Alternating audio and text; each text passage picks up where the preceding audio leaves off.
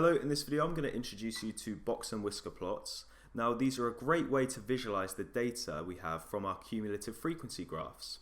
And they're also great for comparing two sets of data. So we'll start off by constructing one and then we'll take a look at it compared to another box plot and see how we can compare the two. And I'll timestamp the different parts of this video below. And if it is useful, please do like and subscribe. So you can see here I have a cumulative frequency graph, and this is representing the different times it takes people to get to work. Okay, and I'm going to use this to help me construct my box plot. So the way we're going to do this is by finding some key data values. I need to find the lowest data value I have, the lower quartile, the median, the upper quartile, and the largest value I have in my data set. So let's start with the lowest data value and the largest. So if we take a look at our cumulative frequency, you can see it starts at 6. So the least time it's going to take someone to get to work is 6 minutes. That's where my data starts. So the lowest value, I'll write it here, the lowest value is equal to 6 minutes. Okay, hopefully you can see that.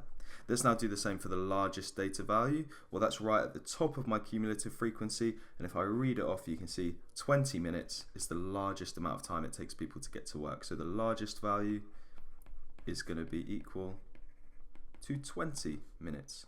So these, when we draw our box plot, are going to be the whiskers, okay, of our box and whisker plot. Now let's look at the quartiles. So if you're unfamiliar with what a quartile is, it kind of splits our data up into quarters, right? And it's a type of percentile. So for example, the lower quartile is a quarter of the way through our data, okay? It's also called the 25th percentile, and that means that 25% of the data falls below the lower quartile. So to find that, we go a quarter of the way through our data. So if we look at the total frequency, so that's right up here, it's 60, hopefully you can see that. So I'm going to go a quarter of the way through 60 and I get to 15. So now I'm going to go to 15 on my cumulative frequency and go across until I reach my graph. Then I'm going to read down from there, and you can see I get an estimate of about 11 minutes. So what that means is, okay, 25% of my data is less than 11 minutes. Hopefully that kind of makes sense. And we call that the lower quartile. I'll write it over here, the lower quartile, or sometimes you'll see it written as Q1. Okay, so the lower quartile is 11 minutes.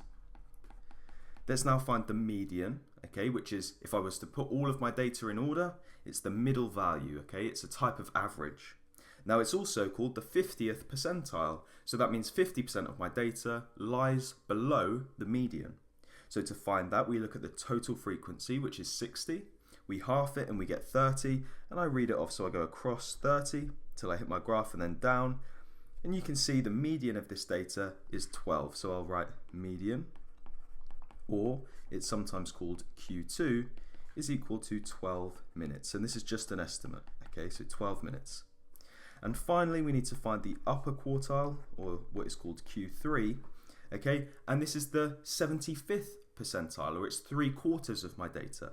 So I go to my total frequency, which is 60, and then I find 3/4 of it, which is 45. So I'm going to go across at 45 until I hit my graph, then read off straight down, and as an estimate, let's say it's 15 minutes, okay, 15 minutes.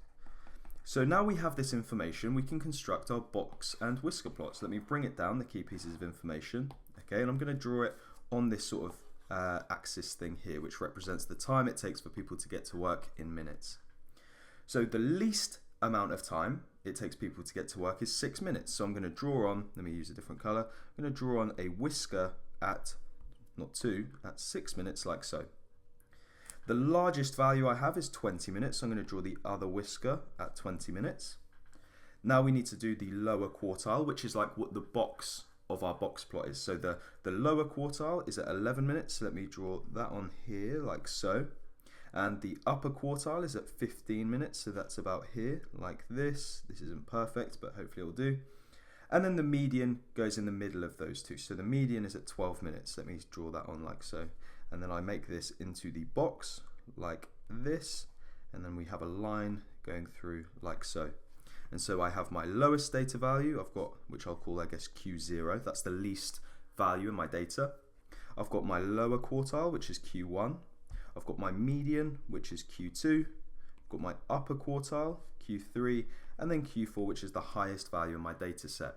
Now, later on, we're going to look at outliers, and when we look at that, I'll show you how to mark your outliers onto your box and whisker plot, okay? But for now, this is fine. So from our box and whisker plot, okay, we can use this to help us calculate something called the interquartile range, as well as the range as well.